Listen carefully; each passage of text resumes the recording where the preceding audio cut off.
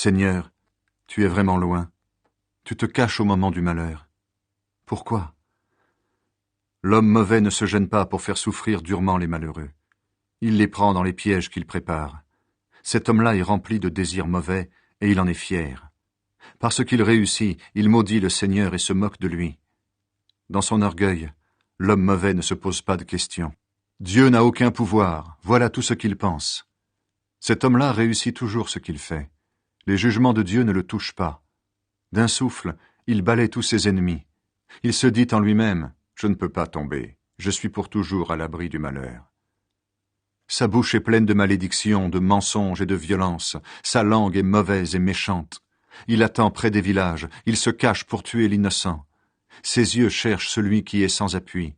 Il se cache et il attend comme un lion dans son buisson. Il attend pour attraper le pauvre. Il l'attrape et il l'entraîne dans son piège.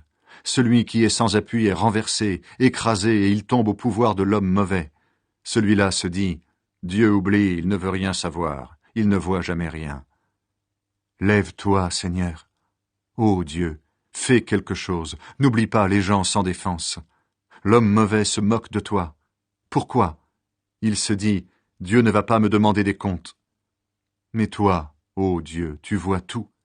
Tu regardes ceux qui souffrent et qui sont malheureux. Ils sont dans tes mains. Celui qui est sans appui met sa confiance en toi, et c'est toi qui viens au secours de l'orphelin. Détruis le pouvoir de l'homme mauvais, du méchant. Alors tu pourras chercher le mal qu'il a fait, tu ne trouveras plus rien. Le Seigneur est roi pour toujours, les autres peuples ont disparu de son pays. Seigneur, tu entends le désir des gens simples, tu les encourages, tu les écoutes. Tu fais justice aux orphelins, à ceux qu'on écrase sous la violence. Ainsi, personne sur la terre ne pourra plus faire trembler les autres.